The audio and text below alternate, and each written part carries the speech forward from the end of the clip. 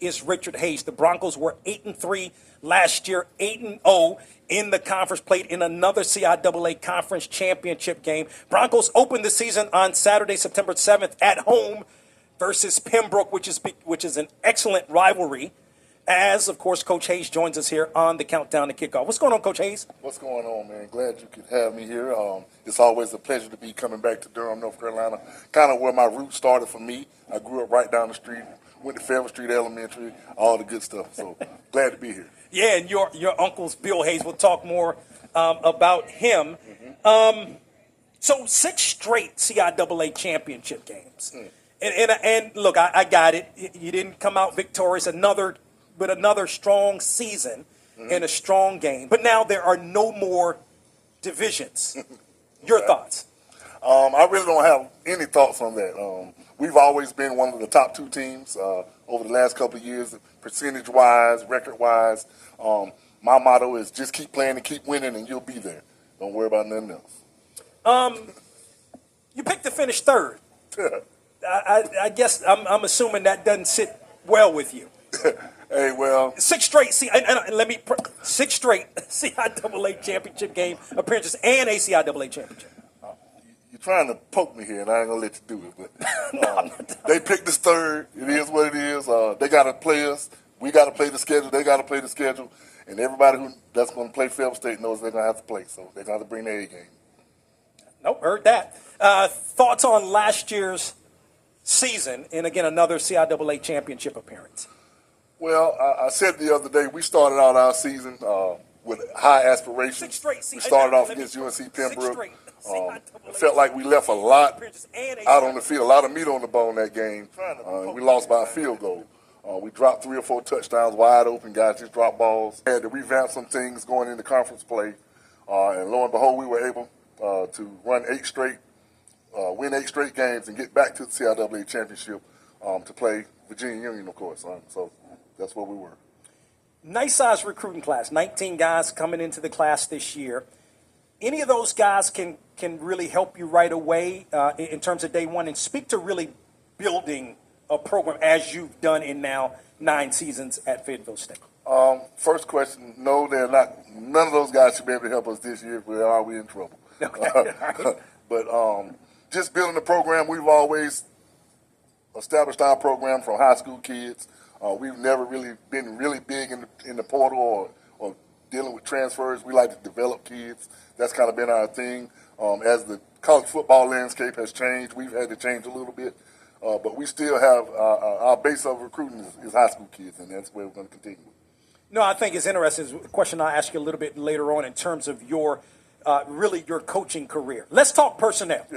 So offensive guys, talk about some of those guys you expect to really, really be good and who your quarterback is. Well, it all starts up front for us with Michael Todd. He's going into his 5th year. He's been a starting left tackle for us for the last 4 seasons. Ben Caldwell has been a 4-year starter for us. He's returning for his senior season. At quarterback, we're looking at Joe Owens. We still have Damari Daines and Caden Davis at the quarterback position, but Joe has won the job right now. We were relatively young at running back last year. We had some injuries. So Julian Milligan and Bryce Council, those young guys, they were redshirt freshmen last year. They carried the load for us in the ground game. Defensively, again, our D-line is lights out right now. We got, and I hate to say it, I know AJ and them listening to me, but we got 19 or 20 good dudes that we can rotate at the D-line. Linebackers, we're looking at Elijah Casey, of course, Shy Gaskins, Sean Robinson, Solo Barnes, and Kobe Merritt. Those guys are going to anchor our defense. Let me speak to your schedule a little bit, because you only have 3 home games this year in a stretch where you play 3 straight games on the road. Love to play on the road, number one, because on Friday night we got more control of our team as it relates to a home game where they stand in their own rooms and we can't control them like that. So I love the 3 home games on the road. I mean, the 3 road games.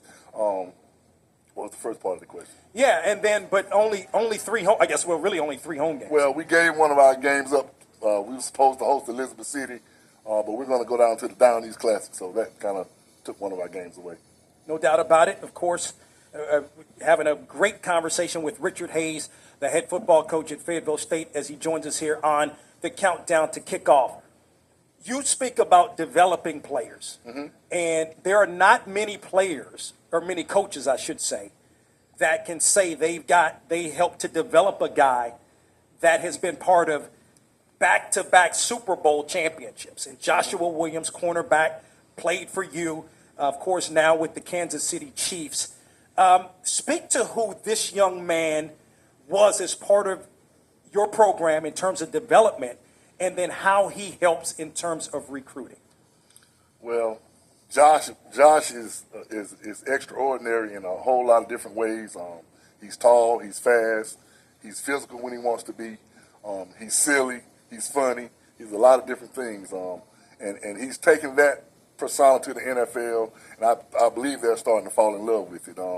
He did his Good Morning Football interview when nobody really knew who he was, and once he did that interview, man, everything else took off for him. So his personality, his athleticism, and the way he's a student of the game and the way he plays it right now, I'm really proud of him. He did a summer camp for us this summer, and he couldn't actually physically be there, but he made sure that he got on the big screen in the gym and was able to talk to the kids while he was in the locker room, and the kids were able to ask him questions, and he had some of the other Kansas City Chiefs walk through the interview, and it was really cool.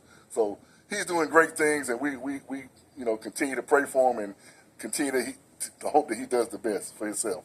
And again, development, recruiting. He's a Fayetteville kid, right? Well, he's a Fayetteville kid, and every defensive back that comes through Fayetteville State now believes that they can go to the NFL. I don't know why. But they all feel like, because of Josh, I'm 6'1", 6'2", I'm going to get a shot, and they just don't understand that it's really hard to do. Joe, but one of your guys is all conference though. Yeah, and I hope he gets a shot. Kobe Merritt, he's first team all conference. Yep. He has the body. He'll test well. He'll knock any NFL test out the box. But it's all about opportunity and what they need at that particular time. So it's nothing guaranteed. You know how it is. Yeah. Last thought on Joshua Williams. What did you see in him? What did you see in him that everybody else missed? Well, we did a good job of recruiting him. He went to Palmetto Prep down in South Carolina first out of high school. And then I believe Coach Chris Holmes, who's now at Winston-Salem State coaching, but Coach Holmes discovered Josh, and he brought him in the office, and he was like, this kid is tall, and he's lanky, and he's skinny, but he can run really fast. And so we gave him a chance. That first year, he was kind of a spot player. He was behind some guys. And then that spring, he kind of evolved and took over at the field corner position, and the rest was history. And he played 3 good years for Fayetteville State. And he left. He had another year to come back and play. I wish he would have, but no. But it talks about his development, and he was ready to go, so we gave him our blessing. A couple of more thoughts with Richard Hayes, the head football coach at Fayetteville State. Known you a good while, going back to the A&T days when you were a player, and then, of course, a coach under your uncle, the legendary Bill Hayes. We'll talk more about that. But, I look at your career. You were out of coaching for a good little while, came to Winston-Salem State, did some great things as a defensive coordinator, and now have had so much success at Fayetteville State. What comes to your mind when you think over your career? Because, again, to me, you were out of coaching for a good little while. You've made a good comeback. Well, I say I've been blessed, man. I wasn't technically out of coaching. I was coaching high school. I was coaching my son. Was able to watch him go through high school and be able to get a scholarship and go on to play college football. So I was always around him. I coached Pop Warner for a little while just to make sure I stayed fresh and kept my game up. And then when I got the opportunity in 2010 to go with Coach Maynard, I was ready. There was no hesitation about it. I was ready to go. Man, and then, again, putting this program together, a CIAA championship to boot. Bill Hayes, you talk about legendary coaches. He's your uncle. And, I just think back, he's up for the College Football Hall of Fame induction, I believe, or nomination. And if he's not, he should be. And he should be in, because I think what a lot of people also forget is that he was the first black coach in the ACC when he was an assistant coach at Wake Forest. Yes. Who does Bill Hayes mean to you? Or who is he to you? Man, he means everything to me. You know, ever since, you know, I lost my father at 19 years old, and my uncle made a promise to my mom that he was going to make sure that, you know, I didn't go the wrong way. There were a few times in life where I probably could have, but he was always right there to make sure, you know, hey, son, straighten up, let's do this the right way. And I always listened to him, you know. But now it's all about him every day calling, trying to say, you know, what are you doing different that's going to separate you from everybody else? I get that call every day. Like, are you going to be able to win doing it the way you doing it, or are you going to be able to change? So I get that every day. So I appreciate it. You know, I love him for it. And, you know, I hope he gets in every Hall of Fame year that they try to put him in. I know he's in 11 right now. So I hope he gets that number 12.